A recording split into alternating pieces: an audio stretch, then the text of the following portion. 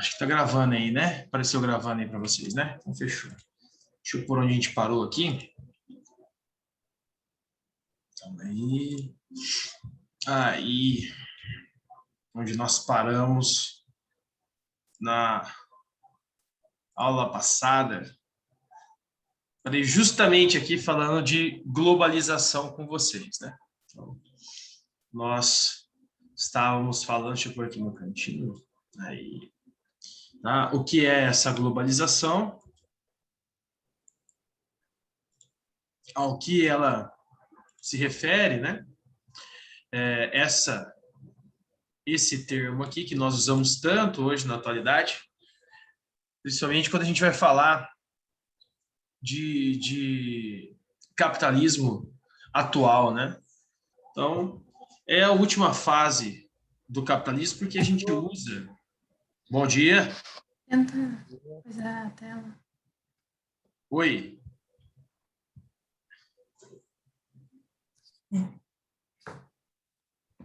Quer fazer alguma pergunta, Jorge?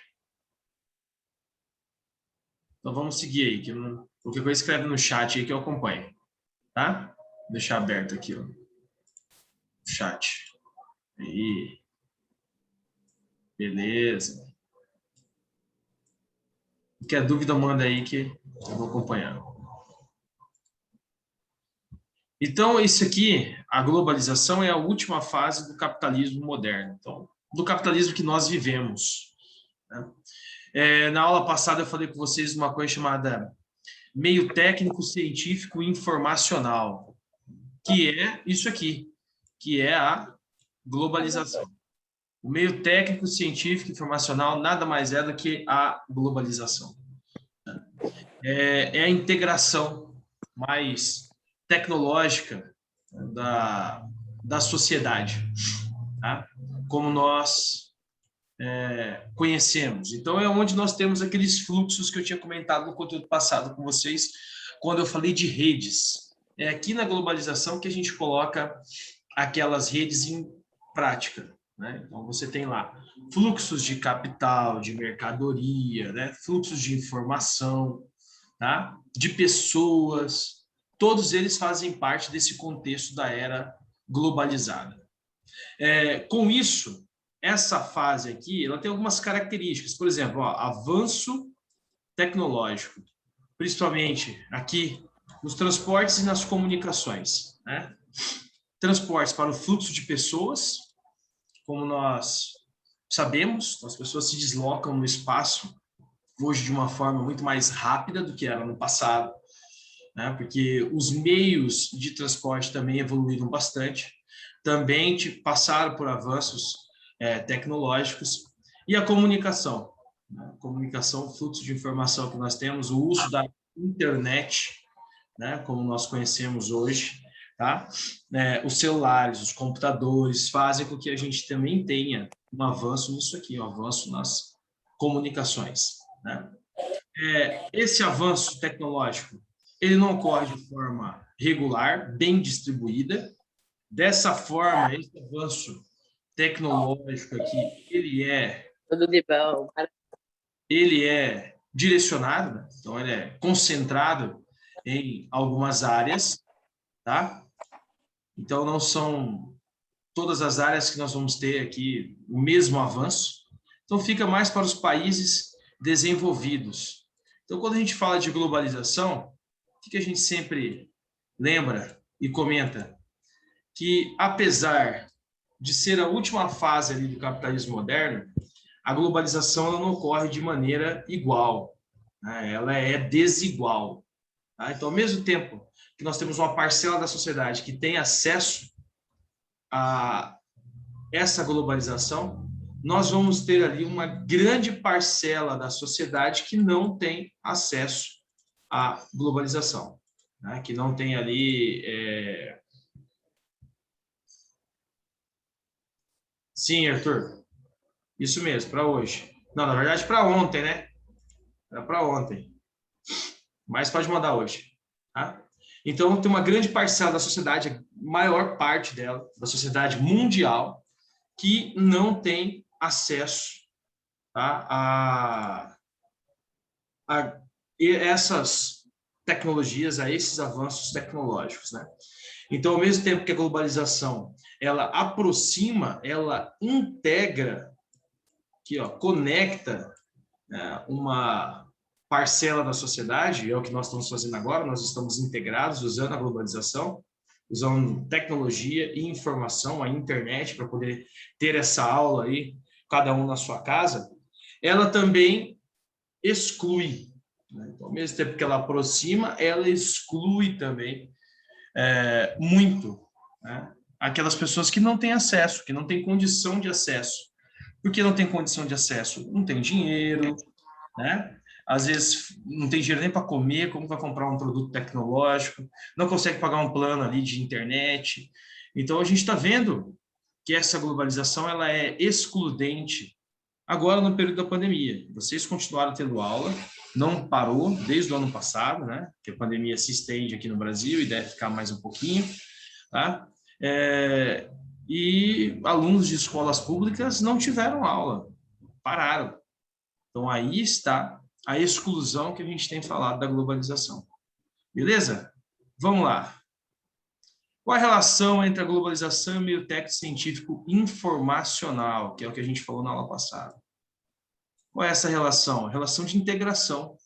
A globalização ela faz parte desse meio técnico científico informacional, que são as 3 fases que eu comentei com vocês na aula passada, que esse cara aqui, o Milton Santos, define para a gente, né?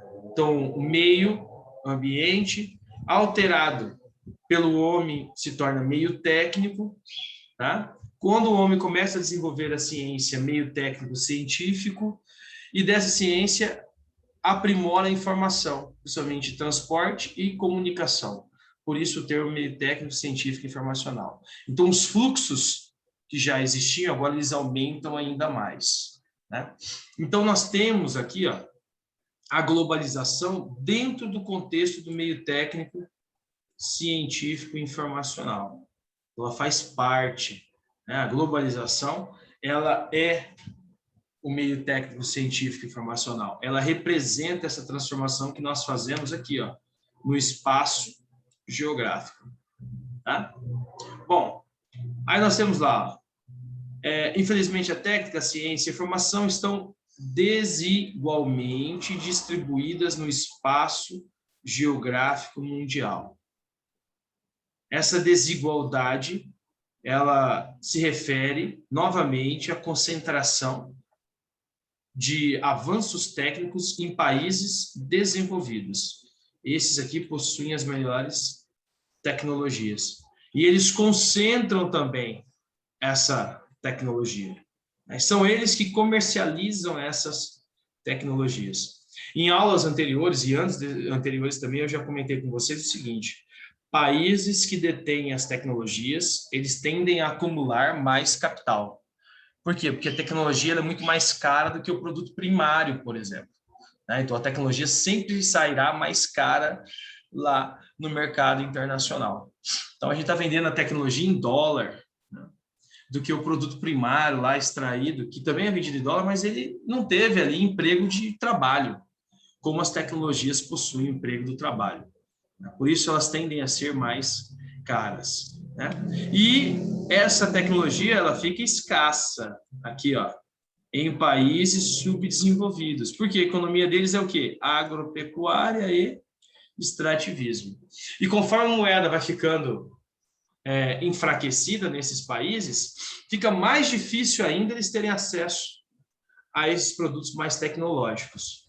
Repara que no Brasil, cada vez mais está ficando difícil a gente ter acesso a produtos aí importados, né? Talvez para vocês não, mas para uma grande parcela da sociedade, sim. Né? Por quê? Porque o dólar já está quase 6-1. Né? Então, a gente compra produto importado, a gente paga em dólar. Quando a nossa moeda está muito desfavorável, como é o nosso caso, né? ou enfraquecida, né? Aí fica mais caro a gente conseguir fazer essas importações. E como nós não detemos patentes de tecnologias, como de celulares e de automóveis, né? Nós temos que importar esses produtos, então nós pagamos eles em dólar, por isso cada vez eles estão mais caros, né? Estão subvalorizados aí. Tá? As consequências aqui dessa globalização. Porque tem consequência. A gente está falando que uma camada tem muita tecnologia e outra não tem nada, né? E isso gera uma consequência, que é a desigualdade. Quando a gente fala no contexto das nações, a gente tem a questão da influência de outras nações dentro dos territórios, como é o caso do Brasil, por exemplo, que recebe uma influência cultural muito grande, né, dos Estados Unidos, principalmente da Europa. Então, nós temos ali uma das consequências, né? Então, ó, uma das características da globalização é o fato dela se manifestar nos mais diversos campos que sustentam e compõem a sociedade. Quais seriam esses campos? Ó, cultura, espaço geográfico, educação, né, política, direitos humanos, saúde, tá? E economia. Né? Essas áreas, todas elas estão globalizadas. Você fala assim, na cultura, por que na cultura teria ali alguma coisa a ver com a globalização? O fato da gente, ou no caso vocês, né, pegam lá para assistir vídeos no YouTube, e aí tem as propagandas, né, que aparecem lá, e aquilo ali tem uma carga cultural, tem ali a influência, principalmente a influência dos Estados Unidos, que é uma cultura que nós seguimos muito aqui no Brasil, não é de hoje, isso aí é desde de sempre, né? Desde quando a gente é aliado deles, tá? Então passou pela Segunda Guerra, passou pela Guerra Fria e continua sendo assim hoje. Então a gente vê lá um tênisinho novo, um estilozinho novo de se vestir, tudo aquilo ali a gente atrai e introduz na nossa cultura, né? Os próprios termos da língua, né, americana, a gente acaba introduzindo aqui, o estadunidense, né, do inglês, a gente acaba introduzindo aqui como fast food, como ok, né, são alguns termos que a gente vai colocando ali no meio, né, e vai passando, né, é como se virasse parte da nossa língua. Né? No espaço geográfico, elementos da globalização também vão surgindo, os prédios, a arquitetura, a gente vai copiando lá de fora e vai introduzindo aqui os espaços inteligentes, as cidades inteligentes, né? Todas são conceitos de fora que a gente vai introduzindo aqui dentro do nosso espaço geográfico, né? Na educação, mesma coisa, então a gente vai trazendo elementos de fora para a educação, que não fica só na educação básica, não, educação superior também, né? Política nem se fala. A gente pegar a nossa Constituição, né, a forma que a gente desempenha a política aqui dentro, a questão da diplomacia, toda ela é muito próxima dos Estados Unidos, toda ela, até o sistema eleitoral todo. Você fala assim, mas é diferente o sistema eleitoral, a gente teve eleição no passado, é diferente. Diferente, mas o sistema é baseado naquele lá de fora. Tá? A questão dos direitos humanos, a questão da saúde, né? A saúde também está globalizada. A gente está vendo, nesse período da pandemia aí, a OMS, ela é uma espécie de organização supranacional que tenta atender ali todas as suas macro-redes que estão ali nos países. Então, ela faz uma ponte, direciona, fala o que o país tem que fazer, o que ele deveria ter feito no passado, né, para controlar a doença, tá? Então, aqui também. E na economia nem se fala, né?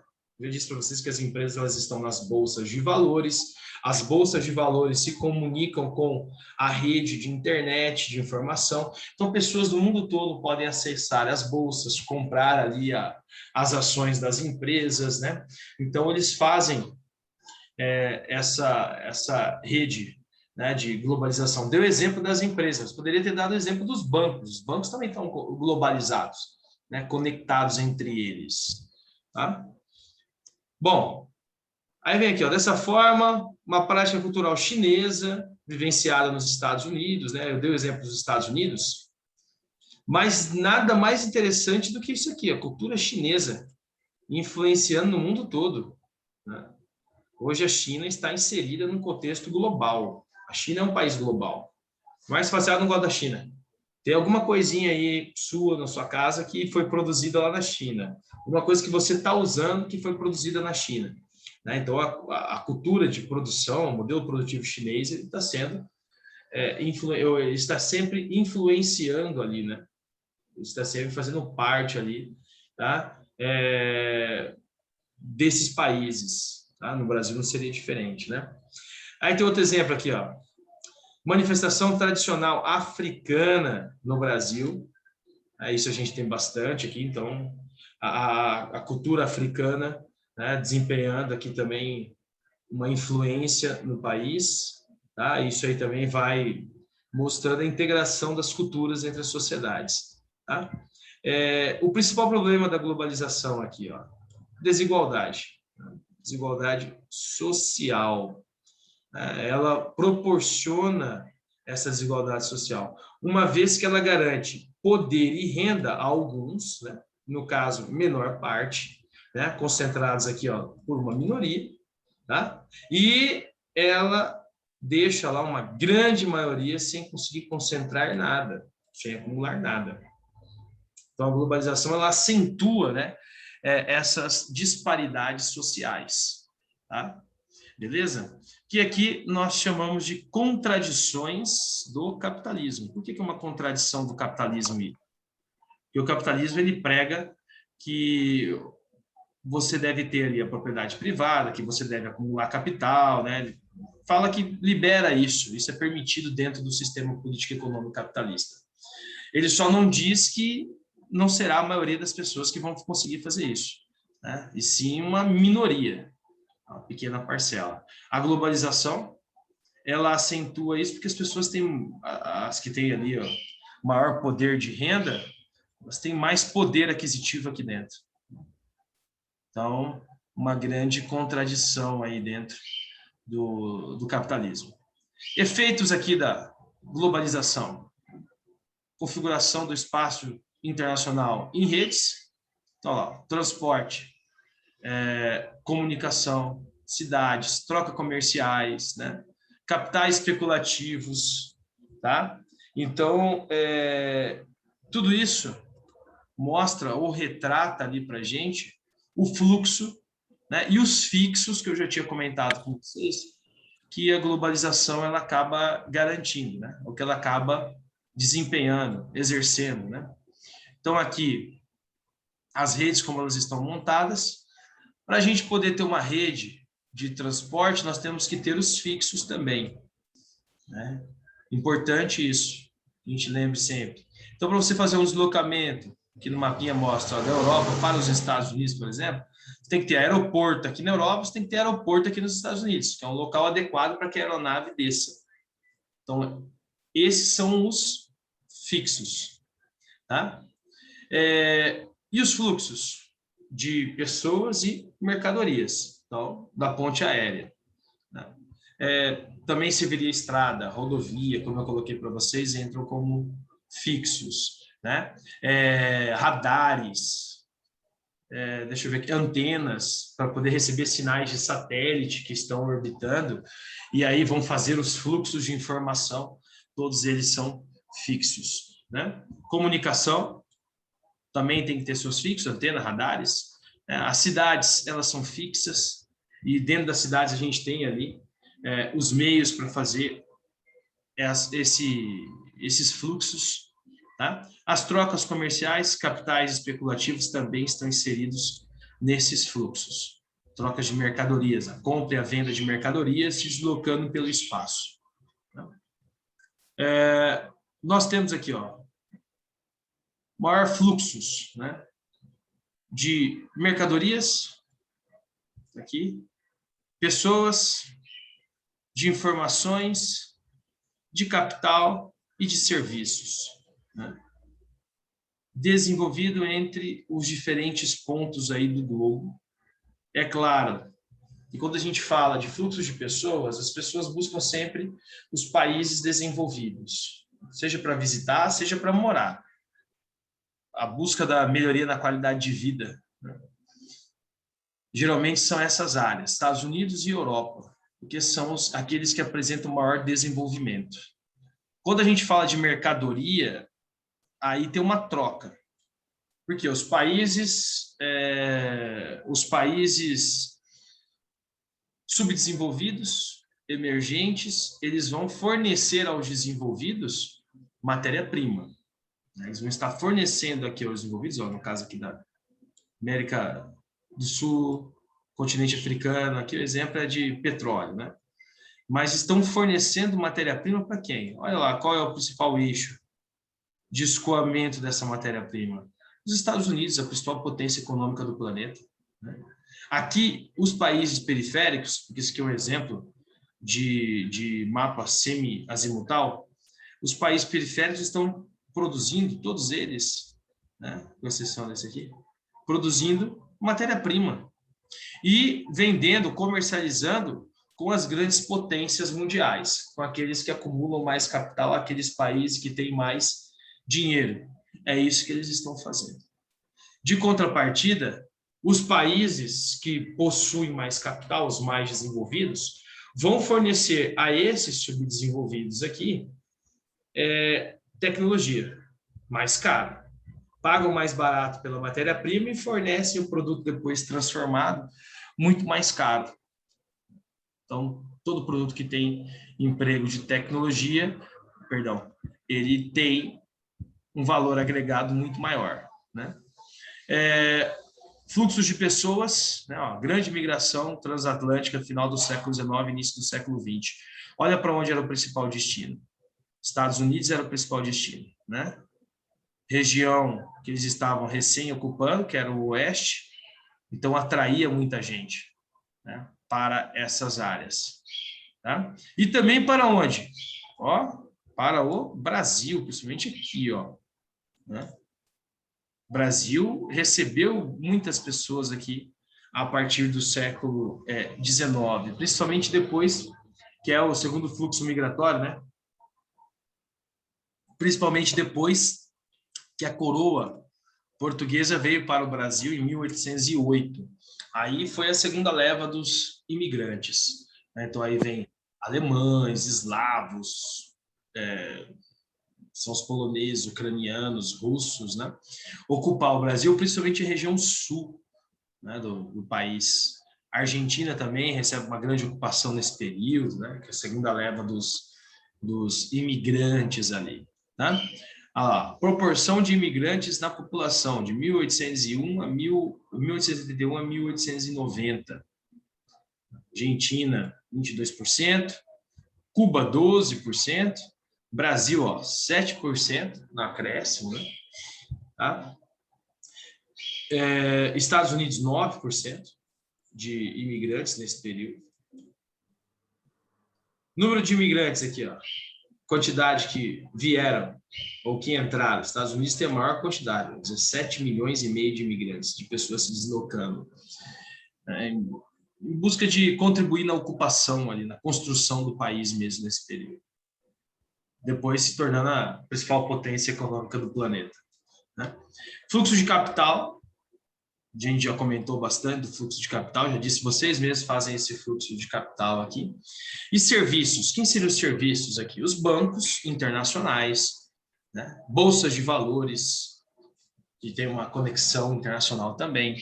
Agências de seguros, as grandes agências de seguros também se enquadram aqui, tá? Todas elas estão presentes aqui nesse fluxo de serviços, tá? Vamos lá. Expansão das empresas multinacionais, transnacionais também acontece nesse período da globalização, ó, empresas globais. Então, elas vão expandir bastante nesse período da globalização, que vai ter ali a sua origem, apesar de a gente já falar de um mundo globalizado a partir do século XV, de fato o termo globalização ele vai surgir para a gente a partir de 1990. Então, a partir de 1990, a gente já tem um mundo globalizado. Por que 90? Fim da Guerra Fria. Fim da União Soviética, né? Então, a partir de 1990, nós já temos ali um contexto de mundo globalizado. E essas empresas que tinham ali a sua principal origem, né, nos Estados Unidos, no Japão, elas começam a migrar para o mundo todo, inclusive para o Brasil. Então, o Brasil vai fazer, vai promover. Lembra que ano passado, no último conteúdo lá do nono ano, a gente, nos 2 últimos ou 3 últimos, a gente falou só de Brasil. Aí teve uma parte lá que a gente falava só dos governos em que o Brasil teve, né? E aí teve o governo do Fernando Collor de Mello, primeiro governo da redemocratização. Característica do governo do Fernando Collor de Mello: abertura econômica. Promoveu a abertura econômica, ou seja, permitiu a entrada de capital estrangeiro aqui dentro do Brasil. Entrada de capital estrangeiro é isso aqui, gente, é multinacional, é transnacional, né? São as empresas globais, tá? Que elas buscam maior mercado consumidor. Quanto maior for o mercado consumidor, melhor para elas, né? Porque elas vão poder vender mais os seus produtos. E é por isso que essas grandes marcas buscam sempre China, Índia, Brasil, Rússia, né? O próprio Estados Unidos, onde é o detentor ali dessas grandes marcas. Tá? Por quê? Porque representa um grande mercado consumidor. Eles sabem que se colocar esse produto ali, esse produto vai ser consumido. Por exemplo, quem é que não quer ter a China como a sua grande consumidora? 1,4 bilhão de habitantes, né? A Índia 1,3, somando as duas ali, se você tiver os dois mercados, você já tem 2,7 bilhão de habitantes consumindo seu produto. Sendo que a gente está falando de um total de 7 bilhões do planeta. Então, se você tem esses dois mercados, você já tem muito produto vendido, né? Isenção de impostos e tarifas alfandegárias. Os países eles vão promover isso, principalmente esses aqui que eu vou circular. Quer ver? Ó? Daqui, ó, dessa região. Esses países daqui. Que formam os chamados tigres asiáticos. A partir da década de 70, esses tigres asiáticos, ó, cresceram de uma forma que nenhuma outra região conseguiu acompanhar. Inclusive, cresceram mais que o Brasil. Nesse poder aqui de atrativo industrial. Né? Começaram a isentar imposto, começaram a dar área para a instalação das indústrias, começaram a flexibilizar as leis trabalhistas, então permitiu até que explorassem os trabalhadores, né? Então, assim, maravilhoso instalar aqui. Por isso que hoje a gente olha aí o tênis, o aparelhinho tecnológico que a gente compra, né? Mas principalmente tênis, roupa, das grandes marcas, Nike, Adidas, Puma, elas estão instaladas aqui. Né? Você vai ver lá, você pega o tênis lá da marca qualquer uma, vocês vão ver a produção feita onde? Na Tailândia, no Vietnã, né? Indonésia, Filipinas, todas elas aqui, ó. Países que fazem parte, todos fazem parte dos tigres asiáticos. Brasil também passou a ser um atrativo, já era um país industrializado, mas também passou a atrair, principalmente quando o Collor abriu a fronteira econômica, né? E aí tem o lado bom e o lado ruim, que eu já contei ano passado para vocês, e vou repetir. O lado bom é que você passa a ter mais marcas para oferecer para a população.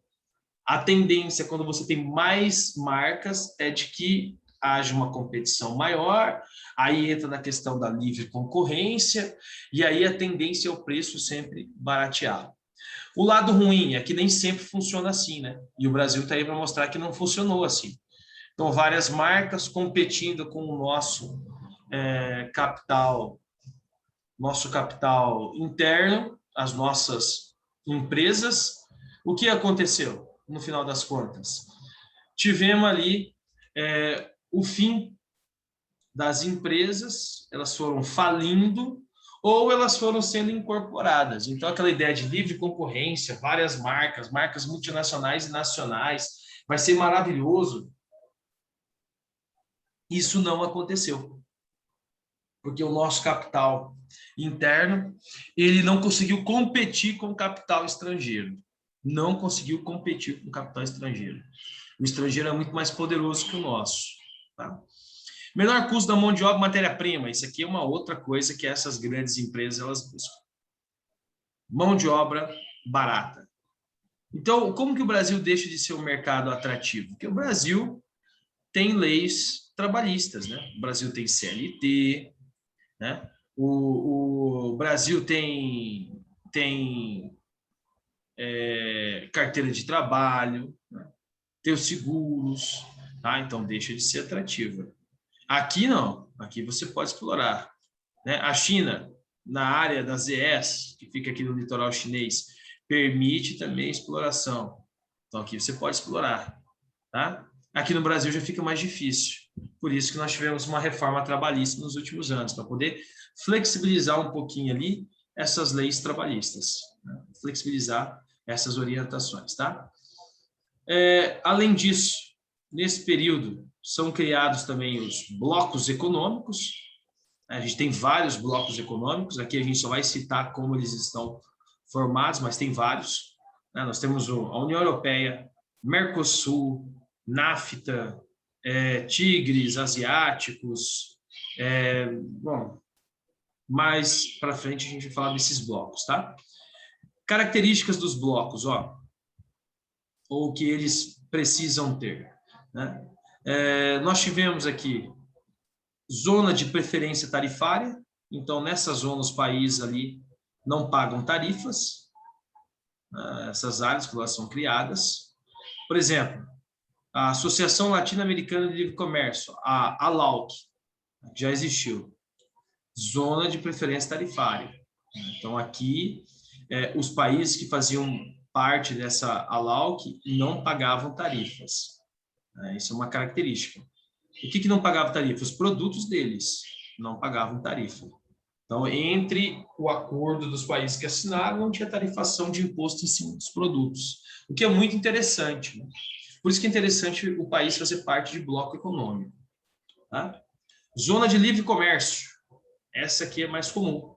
A maioria dos blocos adotam essa zona de livre comércio, inclusive o Mercosul tem isso aqui. Ó, liberalização do fluxo de mercadorias, de capitais dentro do limite do bloco. Utilizam a mesma TIC, que é tarifa interna comum, né, dos produtos. Então é padronizado, não aumenta. E se aumenta, aumenta para todo mundo. Se diminui, diminui para todo mundo, né?